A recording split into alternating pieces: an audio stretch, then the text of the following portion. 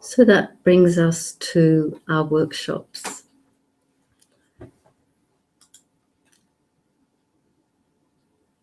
Just going to move the slide on.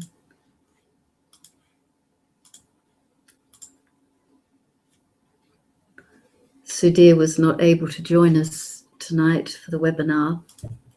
He's on his way to China as we speak. But we run workshops together, and we'll be doing that here in England and also in Pune and occasionally elsewhere around the world. Like me, he was formerly a psychiatric and general nurse.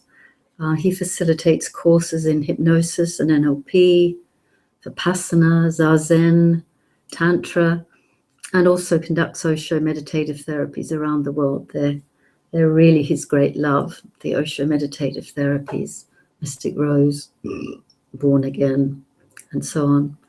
And also he's had a lot of very profound experiences with family members and friends during their illness and dying. So he's really perfectly qualified. And the workshops, there are 5 workshops that comprise what we're calling the OSHO Samasati experience. Perhaps I should explain at this point that it's the 5 modules comprise what we have been calling a training. We ran that for 2 years. And we're now calling it the OSHO Samasati experience. It's exactly the same content, but the feeling changed from wanting to create people specially qualified to be able to support someone who's dying, to feeling that it's more helpful for everybody, anybody who wants to learn how to support someone dying, rather than having a professional sort of march in when your beloved is dying. It felt how much more beautiful if you yourself have a few guidelines around how to be with someone who's dying, especially if they are a meditator or they want to die meditatively. So we hope, dropping the word training, which sounds sort of slightly clinical, just calling it an experience, this will feel more of an invitation to anybody who would like to explore the nature of their own dying, but also be available in case a relative or close friend is dying. It would be so good to not feel quite so impotent around them, wouldn't it? That's my feeling. So the workshops, the first one is the Tantra of living and dying. This is the first module of the experience. However, like all the modules, it can be done as a standalone workshop. So you don't have to commit to doing the whole experience. You can do one or the third one or the fourth one.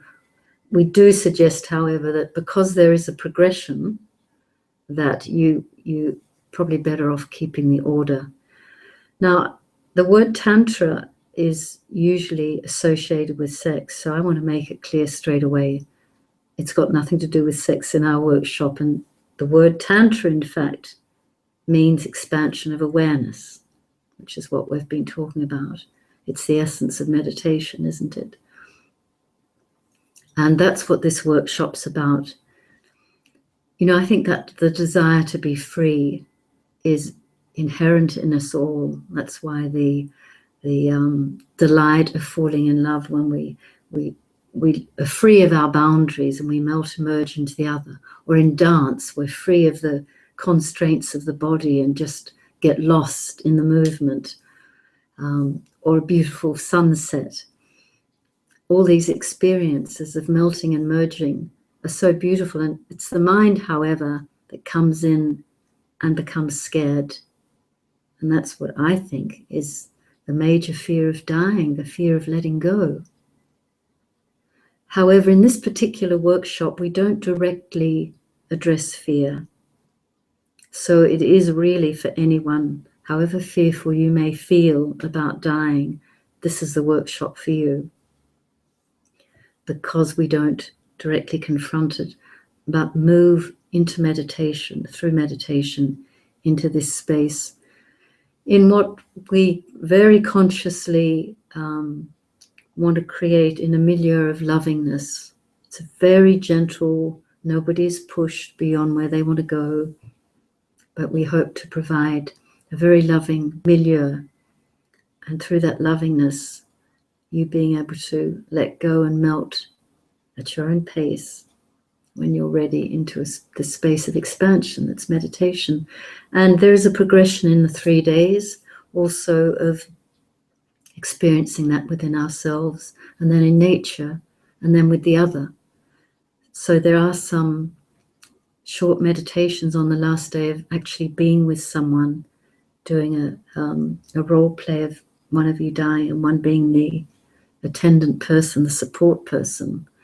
Because the understanding is, if you know this space of expansion, you don't have any fear of it, you can really impart that to a dying person. And of course, if they're a fellow meditator, the two of you, there can be a really emerging energetically. And so the moment of death can become really profound and transformative. And there doesn't need to be the enormous grief that there generally is after death. So that's the Tantra of living and dying.